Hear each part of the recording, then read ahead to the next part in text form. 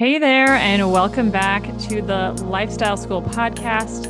My name is Hope Plack, and today we are going to dive deep into something that gets talked about a lot, but I will say is often misunderstood, and that is body fat.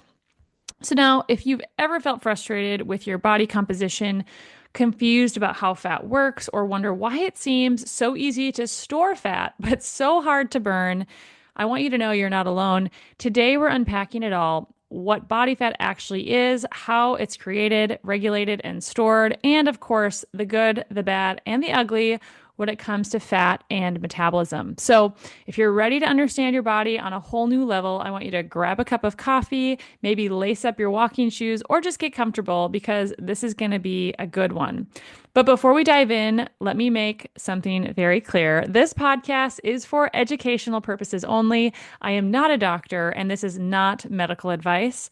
Always talk to your healthcare provider before making any major changes to your diet, workout routine, or lifestyle, especially if you have any underlying health conditions. So, all right, now that we've got that covered, let's get into it. So, first of all, I want to just start the saying this is episode 10 of the Lifestyle School podcast. I had been thinking about starting this podcast for a year before I actually dive in and did it. And I will say it has been a really fun experience to get to just share things in a longer format with you.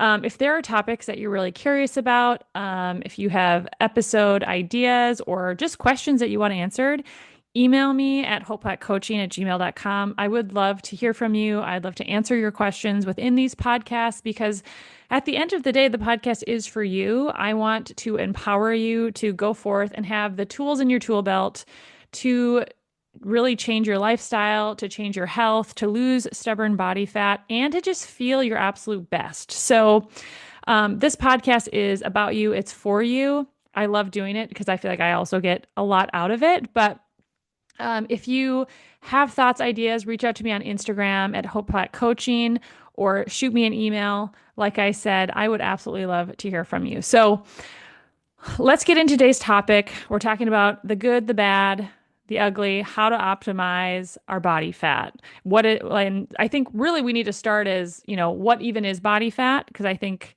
no one really talks about that. So most people think of fat as just excess weight, something to get rid of, but fat or adipose tissue, which is the more scientific term for it, is actually a highly active organ.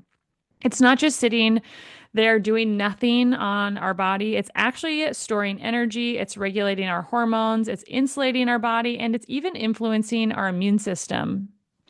Your body primarily stores fat in the form of triglycerides. And this is basically a storage form of fatty acids that can be broken down and used for energy when needed.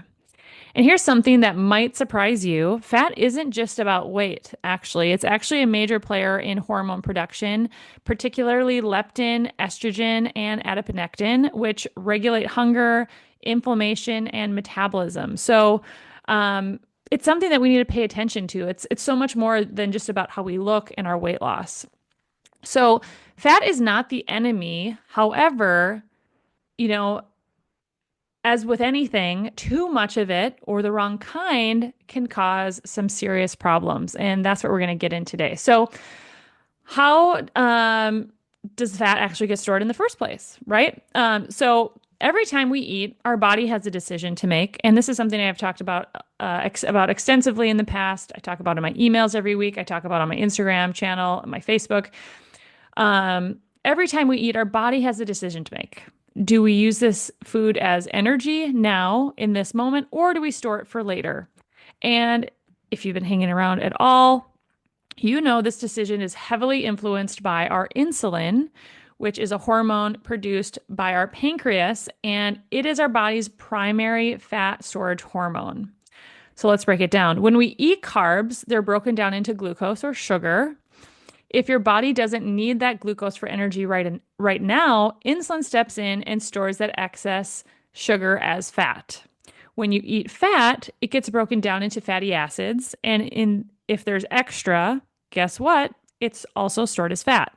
Even protein, which we usually think of as a muscle building nutrient, can be converted into fat if we eat it in excess. And this is why you may have heard me recently talking about, this issue that I have with these ultra high protein diets that people are doing to try to lose weight, but maybe their body doesn't need, 150 grams of protein every day because they're just not putting out enough energy. They're not lifting heavy enough weights in the gym for their body to be able to utilize that because extra protein is going to be broken down into and stored. I should say the amino acids are going to be broken down into glucose via the liver and then stored as fat if they're in excess, just like anything else. And here's where things can get tricky. Chronic stress and poor sleep can actually push your body to store even more fat, especially around the belly. And that's because cortisol, our stress hormone, encourages fat storage in the midsection. So, and that is why in lifestyle school, we don't just talk about fasting. We don't just talk about foods, different types of food. We don't just talk about exercise. We also talk about stress and sleep because it is a huge part of this equation. So there's three different types of body fat. Not all fat is created equal. And this is where things I think actually get really interesting. There are actually several types of fat in the body, and they all behave differently. So we have white fat. This is the main type of body fat that stores energy. It's found under the skin around the organs. If you have too much of it, it's going to lead to metabolic dysfunction. And metabolic dysfunction is essentially where your cells can't produce energy correctly. They're going to have a hard time creating ATP, and they're not going to be able to do their jobs around the body as efficiently. And then we have brown fat. This is the quote unquote good fat. Instead of storing energy, it actually burns calories to produce heat. Brown fat is what you find in, ooey gooey squishy babies. Babies typically have a lot of this, and adults, though, still have some areas where they might have some brown fat, like around their neck or their upper back, but it's primarily found in babies. And that's why we want chunky babies. It's not bad for babies to be chunky. It's because they have metabolically active fat that is working for them. It's not white fat. And then the third type of fat we have is called beige fat. This is somewhere in between white and brown fat, hence the name beige. Under the right conditions, like cold exposure or fasting, it can actually switch from storing energy, like white fat, to burning it, like brown fat. And then, hang with me, there's subcutaneous fat. So that is fat that's just under the skin. I've had 3 babies, my skin on my abdomen stretched out quite a bit. And I have this, I hate to admit it, but like this fat that's on the top of my abs in my loose skin, which, I don't love, but thank God for high-waisted leggings. That is a perfect example of subcutaneous fat. It's like fat on the outside of your body that you can easily pinch or jiggle. And then you have visceral fat, and this is deep belly fat around our organs. And I want to make sure you're very, very clear on this. Visceral fat is way more harmful because it's highly inflammatory and it's linked to insulin resistance, heart disease, and other metabolic problems. So, I want to make this clear. Not all fat is bad. It just depends on where it is and how your body is using it. So, I will say, I don't think everyone needs to be like a 3 to 10% body fat because not all fat is bad, but we need to make sure we have the right type of fat in the right amounts, and we're going to get into why this is so important. So how does your body decide when to store fat and when to burn it? Well, it comes down to hormones and our metabolic flexibility. We've been talking a lot about this recently. So fat storage, also called lipogenesis, when insulin is high, like after we eat food, your body is in fat storage mode. Chronic overeating, especially a high carb, highly processed diet, can make this much, much worse and put you in a constant stage of fat storing mode anytime you eat food. Fat burning, also known as lipolysis, when insulin is low, like during a fast or while we're exercising, your body releases hormone sensitive lipase, which drives down stored fat for energy. Or, sorry, it doesn't drive down, it breaks down stored fat for energy. And this is where, fasting, strength training, and even cold exposure therapy, like taking a cold shower, doing a cold plunge, can come in to play because they help shift our body into fat burning mode instead of fat storing mode. And I want to say something about cold exposure. You don't have to have like a tub where you put yourself into your shoulders to do cold exposure. It doesn't have to be ultra cold to start. If you want to try starting cold exposure therapy, just start in your shower for like 30 seconds. Turn it as cold as you feel like you can handle. Breathe, count to 30 and then be done. And then, slowly work your way up to a longer amount of time and colder temperatures. And it doesn't have to be 0 to 100, just like we don't want you to start fasting from 0 to 100 or even strength training because that's how you get hurt, right? So it's the same type of thing. So let's do a quick rundown of some of the pros and cons of body fat. So some of the pros would be, it's essential for our survival. I would say maybe not as much in today's world as over like 200, 300 years ago, because we have a 7-Eleven on every other corner. But it's essential for survival in the fact that it is energy reserves. So, you will maybe hear me talking about calories or body fat is just stored calories for that rainy day. And that's why if you have excess body fat that you need to get off your body because you have too much, it's not bad to go a time without eating and letting your body actually access those energy stores, right? So it's essential for survival. Sometimes my husband, he's an ICU doctor. He'll have patients in the ICU. Well, someone who has a ton of extra body fat, that's not going to help them in that case scenario. But people lose a lot of essential body mass when they are in the hospital for a long time. So it's all about that balance, right? Another good part of body fat is it supports our hormones like estrogen and leptin. Having too little body fat, especially for women, can be harmful, especially to our hormones. You hear of women losing their periods when they get too lean. This is all, really real, really concerning things. So you do need some level of body fat. Helps with insulation and organ protection. And brown fat can actually help you burn calories if that is indeed the type of fat that you have. On the flip side, some of the cons of body fat, excess visceral fat will lead to insulin resistance. Again, this is the type of fat that you find on your organs internally, around your heart, your liver, your kidneys. Have you ever seen a picture of someone who they have a six pack, but it's almost like on the outside of a beer belly? That is a perfect example of someone who likely has visceral fat around their organs. And this is the most horrible type of fat that you can have because it can lead to chronic inflammation. Too much fat in general is going to lead to chronic inflammation. Too much fat in general increases your risk of heart disease, diabetes, and fatty liver. So non-alcoholic fatty liver disease. I'm blanking on the number, but it's somewhere around 30% of adults in the US have some level of non-alcoholic fatty liver disease. If you have elevated liver enzymes when you go to your doctor and have a physical done, especially if you're not a drinker, it's very likely that you have some level of fatty liver infiltration related to uncontrolled blood sugar and too much body fat. And too much fat can disrupt hormones. It can lead to excess estrogen. It can lead to leptin resistance. We did a whole podcast episode on leptin, which is essentially our body's thermostat for our body weight. And so we really, really, we don't want that.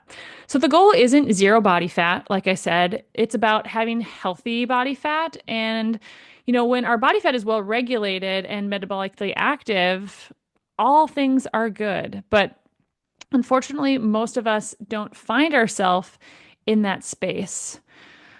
Moving on, I want to talk about something that I've seen recently a little bit in like the nutritional stratosphere, but I want to talk about the aromatase process and our hormones and our body fat.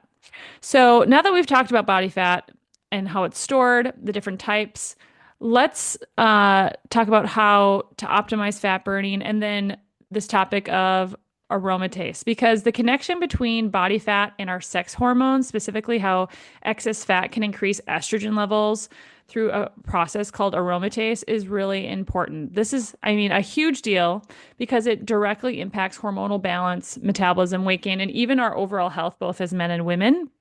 So, I wanted to make sure I looped this into the conversation about body fat.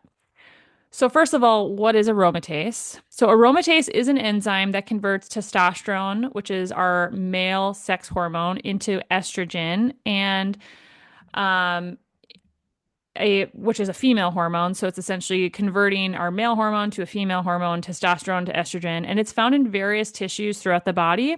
But one of the biggest sources of aromatase activity is our fat cells, especially visceral fat. Again, that fat that's around our organs, deep in our abdominal cavity. So this process is completely normal. Both men and women need to have some aromatase activity to maintain a proper balance of testosterone and estrogen. But here's where it becomes very, very problematic. When you have excess body fat, aromatase activity goes into overdrive. So let's break down what that means for both men and women. So more fat equals more aromatase, which equals either more estrogen in men or more testosterone in women. Since fat cells are one of the main sites of aromatase activity, the more body fat you have, the more testosterone gets converted into estrogen. More testosterone is converted into estrogen, estrogen levels rise while testosterone levels drop. And this hormonal imbalance leads to weight gain, metabolic dysfunction, and a litany of other health issues. And this is especially noticeable in men who have higher body fat percentages because their natural testosterone is constantly being converted into estrogen, leading them to have low testosterone like symptoms. And so some of these include decreased muscle mass, increased fat storage, especially in the belly and chest. I don't know if you've noticed that as men become more and more overweight, they develop what look like man boobs, that's like the over-the-counter term, I guess you could say. They, can sometimes look like they are essentially developing breasts, and that is because of this elevated level of estrogen. It lowers their libido and energy levels. It can lead to mood swings and irritability, things that are more commonly seen in, women around their hormones and the fluctuation of hormones with their cycles, our menstrual cycles. And for women, on the flip side, excess body fat and high aromatase activity can lead to estrogen dominance. And what this can look like is irregular menstrual cycles, weight gain that's hard to lose, increased risk of things like PCOS, fibroids, and endometriosis, and then a higher likelihood of estrogen related cancers. Something with PCOS is, which, I think affects it's a leading cause of infertility in the US. And I don't quote me on these numbers, but I believe it's somewhere around 20% of women in the US. My guess is likely there's a lot of women who are undiagnosed with PCOS, but some of the hallmarks also of PCOS are like acne, male type acne on the jawline that's typically related to elevated testosterone, male pattern baldness, or hair growth in places like the upper lip, on the face, places that you wouldn't typically see it in a woman. So this process of aromatase, which is activated by excess body fat, which is really, I should say, not activated, but like ramped up via excess body fat, is definitely something that we really want to think about when we're thinking about, our fat. It's a really important piece of the puzzle. And so here's where things can get even worse when it comes to the process, and it creates essentially a vicious cycle. So if you have high body fat, you're going to have even more aromatase, which is going to produce more estrogen, which is going to produce more fat storage, and even higher estrogen and even more fat gain. So it's like this vicious, vicious cycle. And this is why so many people, especially those who struggle with weight loss plateaus, feel stuck because, their hormonal balance is completely working against them. And it's not just a willpower issue. But the good news is this process can be reversed by lowering our body fat and by optimizing our metabolism. And these are all things that we really hone in on when, you go through lifestyle school, my 8-week course on giving you the tools to lose body fat and keep it off for life, not through restrictive dieting, but through like really powerful lifestyle tools. So, how do we reduce aromatase activity and restore hormonal balance? If excess body fat is driving up estrogen levels, the key is to lower aromatase activity naturally, and here's how to do it. You want to lose that excess body fat, of course. Lowering your overall body fat percentage is going to help reduce aromatase activity and restore better testosterone to estrogen balance, which is huge. Intermittent fasting, of course, can play a big role in that because it's going to help reduce insulin resistance or just generally hyperinsulinemia, high levels of insulin, and it's going to lower overall fat mass and decrease aromatase activity. Strength training, lifting weights boosts testosterone levels naturally and helps burn fat more efficiently. It helps regulate our blood sugar. Our muscles are like a glucose sink. So, if we are eating foods that have carbohydrates in them or sugar, if we have more muscle mass, there's more of a place for our body to pull that glucose to rather than putting it into the fat cell. Optimizing things like zinc and magnesium. These minerals act as natural aromatase inhibitors, which means they help prevent testosterone from being converted into estrogen. Good sources in our diet could include oysters, nuts and seeds, and leafy greens. Things like eating cruciferous vegetables, so broccoli, Brussels sprouts, cauliflower, they contain indole-3 carbinol, which helps the liver detoxify excess estrogen and balance hormone levels. Managing insulin levels is going to be huge. Fasting is like the number one way to reduce insulin levels, the most efficient way, as well as, managing how many carbohydrates that you're eating, making sure you're not spiking your blood sugar, because high insulin promotes fat storage, which is going to, then increase aromatase activity.